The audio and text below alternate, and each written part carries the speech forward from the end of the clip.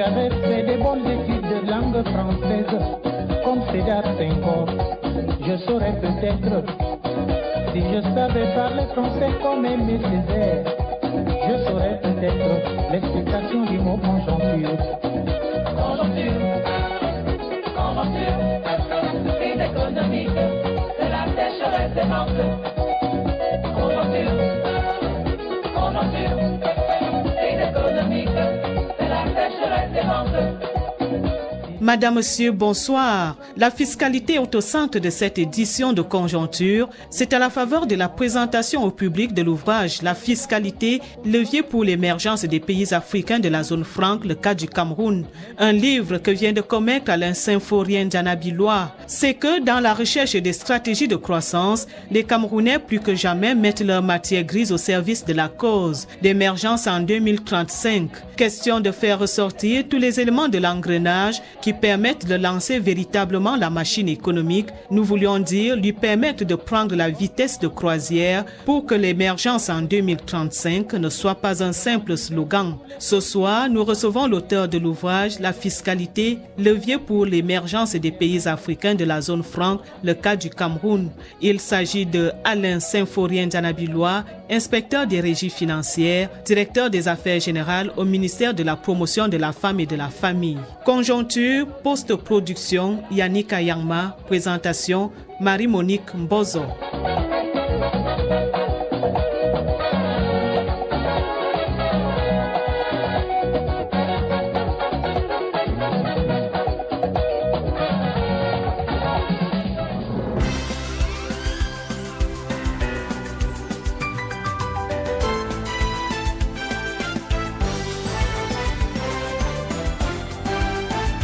Monsieur Alain Symphorien Dianabilois, bonsoir. Bonsoir, madame. La fiscalité, levier pour l'émergence des pays africains de la zone franque, le cas du Cameroun, c'est le livre que vous venez de commettre. On ne parlera pas du livre en tant que tel, mais l'idée sous-jacente. Alors, quel est l'état de la fiscalité au Cameroun? Pour parler de l'état de la fiscalité au Cameroun, il faut d'abord signaler que la fiscalité, c'est la première source de revenus pour l'État du Cameroun. C'est-à-dire que pour coller à l'actualité, contrairement à d'autres pays, qui ne vivaient par exemple que du pétrole, l'État du Cameroun vit d'abord des impôts auxquels ils associent d'autres revenus comme les revenus du pétrole. Donc la fiscalité occupe une place importante au Cameroun parce que c'est l'impôt qui permet à l'État d'avoir les moyens qui lui permettent de couvrir les charges publiques. À ce jour, le niveau de développement de la fiscalité au Cameroun est assez bon parce qu'il existe un certain nombre d'impôts et taxes qui sont payés par les Camerounais en fonction de leurs revenus, en fonction des activités menées et en fonction de leur classe sociale. Donc, je peux dire que le niveau de développement de la fiscalité au Cameroun est suffisamment bon. Qu'est-ce qui vous a amené à écrire un livre sur la fiscalité? Oui, ce qui m'a amené à écrire ce livre, c'est qu'il y a beaucoup d'événements qui nous parlent dans le monde. D'abord, il y a la crise grecque qui a permis de comprendre que le fait de ne pas payer les impôts peut déstabiliser complètement un État. Nous avons ensuite la chute des coûts du pétrole qui permet de comprendre que, en fait, l'État devrait s'appuyer plutôt sur les ressources pérennes comme l'impôt, au lieu de s'appuyer sur des ressources qui peuvent disparaître à un moment parce que le pétrole, c'est une source qui peut s'épuiser. Tout comme il peut avoir des incidents comme celui que nous vivons aujourd'hui en termes de chute des coûts du pétrole. Je vous signale qu'aujourd'hui, les États qui vivaient essentiellement du pétrole comme l'Arabie Saoudite sont énormément en difficulté parce que ceux à qui on donnait tout hier, aujourd'hui on est en train de leur demander de contribuer plus tôt. Donc l'intérêt de ce livre, c'est d'abord par rapport à ça, des événements du monde qui nous parlent, mais c'est surtout par rapport au projet d'émergence à l'horizon 2035 qui a été défini par le chef de l'État, qui nous oblige à nous discipliner, à la limite à revoir notre politique fiscale pour prétendre atteindre cet objectif. Alors, vous parlez de fiscalité comme levier pour l'émergence. C'est pour étouffer l'investissement ou pour l'encourager au moment où on parle d'allègement des procédures, des taxes et que sais-je encore, vous parlez de fiscalité. Justement, mon livre s'intitule « La fiscalité levier pour l'émergence des pays africains de la zone franc locale du Cameroun ». C'est tout simplement pour essayer de faire comprendre aux citoyens camerounais, aux opérateurs économiques et aux décideurs que, à travers la fiscalité, on peut impulser le développement. Parce que justement, la fiscalité permet soit de décourager, soit d'encourager les investissements, soit de décourager, soit d'encourager la consommation. Donc, selon l'utilisation de ce levier, on peut encourager l'investissement. Et justement, les orientations que je donne dans mon livre vont dans le sens de l'utilisation de ce levier pour encourager les investissements, pour que nous puissions développer les entreprises, développer la croissance. Parce qu'il faut signaler, les impôts se collectent sur la richesse créée par l'économie. Donc, s'il n'y a pas des entreprises qui créent cette richesse, vous n'aurez pas de matière imposable. Vous n'aurez pas sur quoi prélever les impôts. Donc, dans le livre, j'essaie justement d'expliquer qu'il est temps de bien actionner ce levier pour qu'il permette aux investisseurs de s'installer, de développer leur activité, de créer des emplois, afin que l'État ait la matière pour prélever les impôts. Si on prélève les impôts, est-ce que ça ne peut pas faire peur aux opérateurs économiques qui veulent s'installer, aux investisseurs? Parce que là, on se dit, on va demander plus d'impôts, on sera trop regardant. Non, il ne faut pas se dire les choses avant de lire le livre. Il faut justement lire le livre. Maintenant, nous ne sommes pas dans le livre. Vous avez votre idée. Oui. Et on se dit que vous avez voulu contribuer au développement du pays. Mais votre idée, c'est quoi au juste? L'idée, c'est d'abord de dire aux opérateurs économiques, et les vrais opérateurs économiques savent que l'impôt est incontournable. Il faut intégrer l'impôt dans la stratégie de développement de son activité, de son entreprise. Et de dire aussi aux décideurs que il faut savoir manier l'outil de l'impôt pour que les opérateurs économiques aient la possibilité de développer leur activité et que vous puissiez récolter les ressources dont vous avez besoin. Donc, en fait, l'impôt sert à la fois au déploiement de l'activité économique, parce que l'impôt permet de donner des orientations, de donner des facilités, de donner des ouvertures. C'est pour ça que vous verrez qu'on parle toujours de la fiscalité quand on parle de l'amélioration du climat des affaires. Qui doit être revu à la baisse ou à la hausse? Ce n'est pas seulement en termes d'être revu à la baisse ou à la hausse, c'est en termes d'abord de facilitation, de simplification. Le problème, ce n'est même pas souvent le taux d'impôt, ce n'est pas le niveau de prélèvement, c'est souvent tout ce qui tourne autour et tout ce qui va avec. Le niveau de prélèvement peut être même juste supportable, mais les procédures sont pas du tout simples ou compliquées et ça crée toujours ce qu'on appelle un environnement pas très favorable aux affaires. Quand la Banque mondiale fait le classement Doing Business, ce classement est fait sur la base de 10 domaines, dont le paiement des impôts. Dans le domaine paiement des impôts, on regarde en fait 3 aspects. On essaie de voir combien de temps est-ce qu'un opérateur économique consacre pour préparer ses déclarations d'impôts, par exemple. Il faut s'assurer que c'est facile pour lui et que l'aspect paiement de l'impôt ne lui prend pas plus de temps qu'il en a besoin alors qu'il crée d'abord son entreprise pour produire. Il ne faut pas qu'il passe plus de temps à préparer les déclarations fiscales et n'ait pas finalement assez de temps pour produire. Elle regarde le pourcentage de l'ensemble des prélèvements obligatoires sur le bénéfice d'une entreprise moyenne. Elle regarde le nombre des impôts et taxes qu'un système fiscal prévoit. Parce que quand il y a beaucoup d'impôts à payer, ça ne facilite pas non plus des choses. Et vous verrez que dans cette évaluation, le classement du Cameroun est généralement négativement impacté dans le domaine paiement d'impôts parce que c'est généralement dans ce domaine qu'on a la plus mauvaise note. Dans le classement que j'ai par exemple sous mes yeux, le Cameroun est 180e sur 189. Il me souvient que cette semaine, la Direction générale des impôts a organisé une session de formation sur la télédéclaration. Est-ce que cette télédéclaration vient résoudre réellement un problème dans la fiscalité? C'est une évolution. La télédéclaration peut permettre de faciliter justement les procédures de déclaration dans le sens où les contribuables n'auront plus forcément besoin de se déplacer pour accomplir leurs obligations fiscales. Mais pour que ces résultats soient atteints, il faut que toutes les conditions soient mises en place. Télédéclaration, ça se fait par les moyens de télécommunication. Exactement. Il faut donc que l'infrastructure mise en place permette qu'à tout moment, le contribuable fasse sa déclaration. Si ces infrastructures ne sont pas en place, si nous n'avons pas encore atteint le niveau de développement qu'il faut dans ce domaine, ça sera toujours comme si on n'avait rien fait. Donc la télédéclaration devrait faciliter. Maintenant, est-ce que tout est mis en place? Est-ce que déjà tout le monde a accès à Internet? Est-ce que l'ordinateur est accessible à tout le monde? Ça risque d'être le gros handicap. Certaines mesures, on les met seulement pour les grandes entreprises. Mais le gros des entreprises, c'est des petites entreprises qui n'ont pas toujours tous les moyens pour faire ce genre d'opération. La télédéclaration, c'est une bonne chose, mais il faudra que certaines conditions soient réunies pour que le résultat escompté soit atteint. Alors, l'année 2016 consacre l'entrée en vigueur des accords de partenariat économique et on sait qu'il y aura un démantèlement des barrières douanières et c'est aussi de l'impôt que l'État attend pour vivre. Et vous parlez de la fiscalité comme levier pour l'émergence. Que faut-il comprendre avec le démantèlement des barrières douanières? Nous partons déjà perdants. Si la fiscalité, c'est pour l'émergence. Le processus du démantèlement des barrières douanières va en fait faire perdre à l'État une bonne partie des ressources d'hier, c'est-à-dire les droits de douane.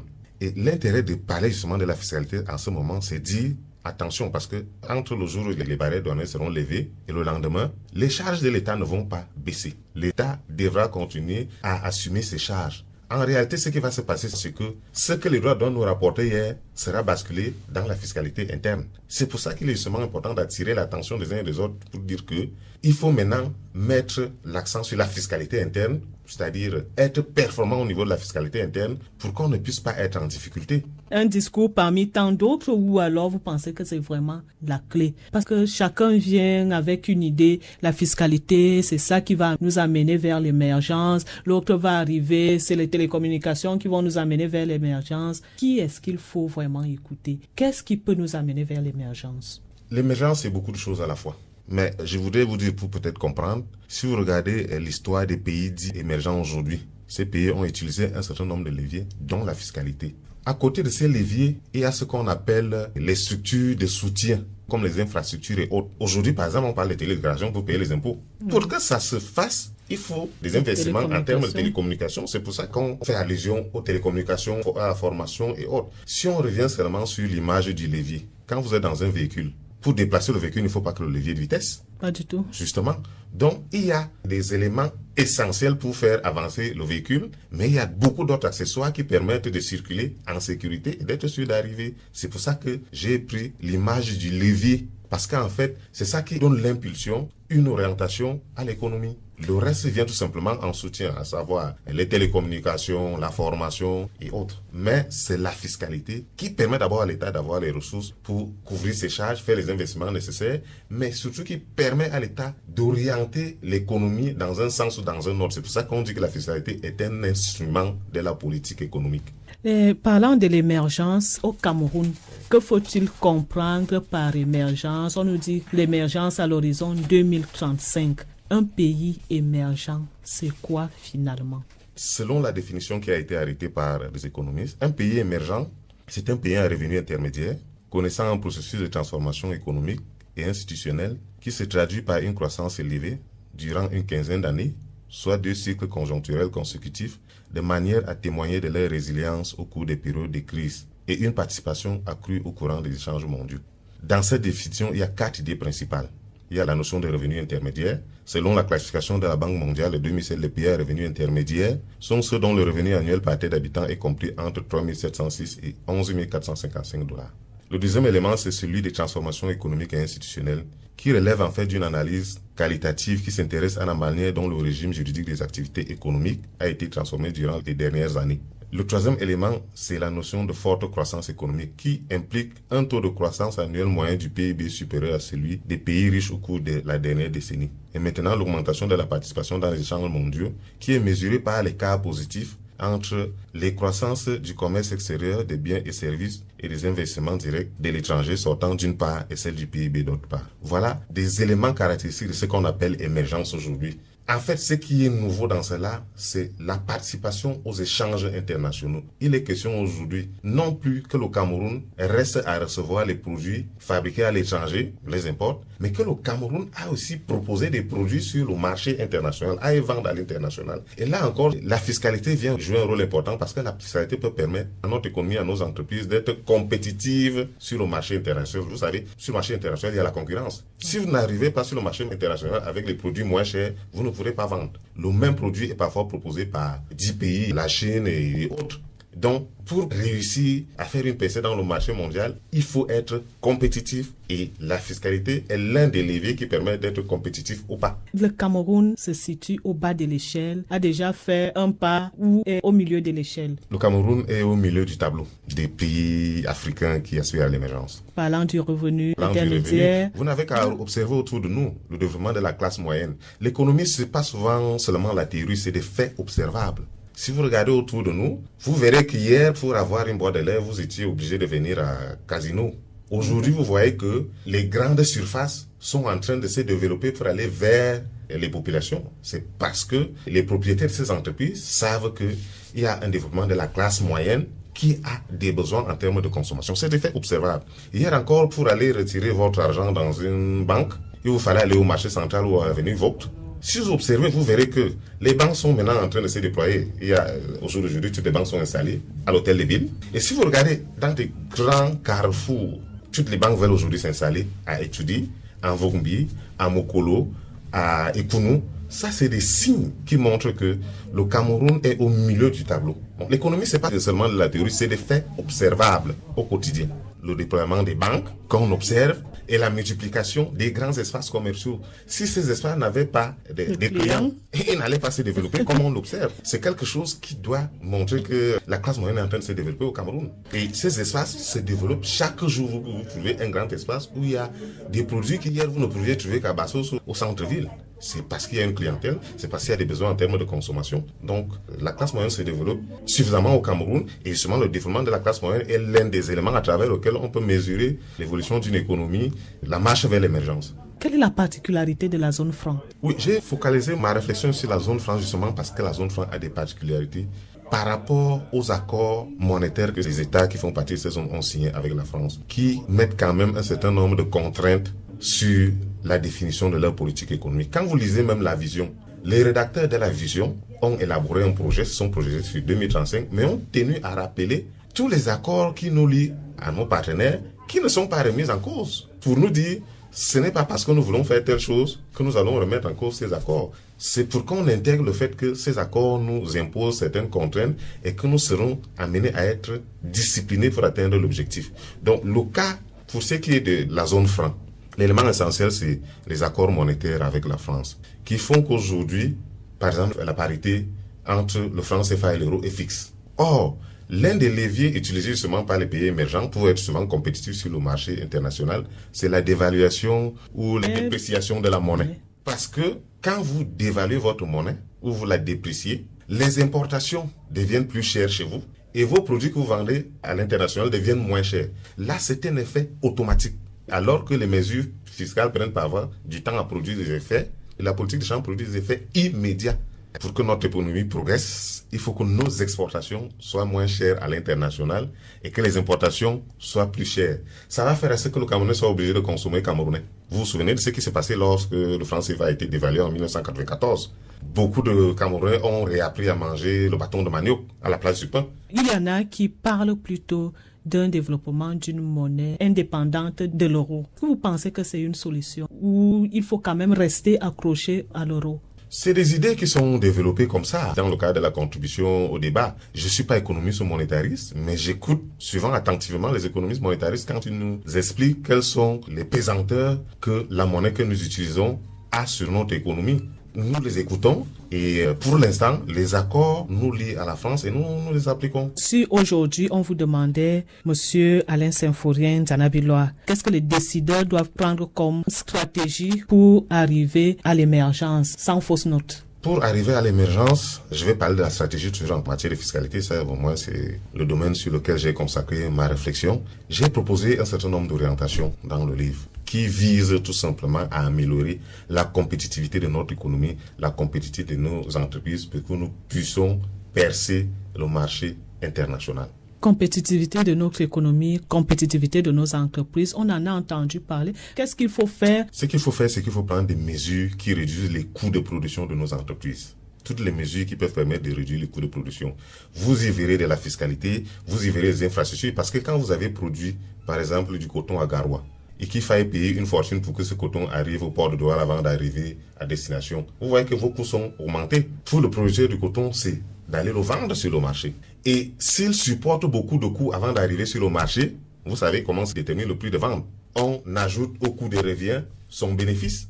Donc si le coût de revient est élevé, quand on va ajouter le bénéfice, le prix final sera plus élevé par rapport à d'autres producteurs qui ont un certain nombre de moyens à leur disposition qui réduisent ces coûts. Qu'est-ce qui réduirait les coûts? Même le machinisme dans la production permet de réduire les coûts, par exemple. Maintenant, quand on a produit, il faut le transporter, il faut l'amener sur le marché. C'est pour ça que l'aspect infrastructure est très important. Quand on parle même de l'agriculture, de troisième génération, vous verrez que l'aspect infrastructure occupe une place importante. Parce que le tout n'est pas de produire, il faut pouvoir l'amener vers le client. Et l'amener facilement et à moindre coût. Sinon, à l'arrivée, le produit sera plus cher et vous ne serez pas compétitif. Donc, nous avons besoin des machines pour produire le coton. Et les pays dans lesquels on fabrique ces machines ont besoin du coton pour produire les habits. Donc, chacun essaie de faire ce qu'il sait faire, Mais le problème, c'est de le faire à moindre coût, tout en payant normalement ses impôts. Ce que j'ai à dire aux Camerounais, c'est de payer leurs impôts, tous leurs impôts et à temps. Parce que si nous ne payons pas nos impôts, l'État n'aura pas les moyens de couvrir les dépenses publiques, de couvrir ses charges, de faire les investissements que nous attendons de l'État, à savoir la construction des infrastructures, des routes, des hôpitaux, le développement des télécommunications, les besoins en santé. L'État n'aura pas ces moyens. Je vous ai pris l'exemple de la Grèce, un vieux État qui est dans une communauté solide comme l'Union européenne. Cet État est à genoux aujourd'hui à cause de l'incivisme fiscal, parce que ceux qui ont de l'argent les plus riches ne payent pas les impôts. C'est l'un des pays dans le monde où l'incivisme fiscal est d'une autorité publique. Donc, nous devons payer nos impôts, tous nos impôts. Il faut donner les moyens à nos autorités de couvrir les charges publiques, d'investir, de préparer l'avenir de nos enfants. Alain Symphorien Zanabiloua, merci d'avoir été l'invité de Conjoncture. C'est moi qui vous remercie, madame.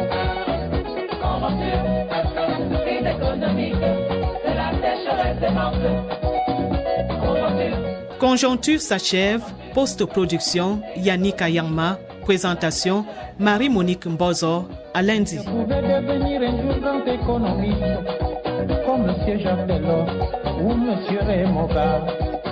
Je chercherai la solution pour stopper cette crise. Vraiment, mes amis, mais je n'y peux rien.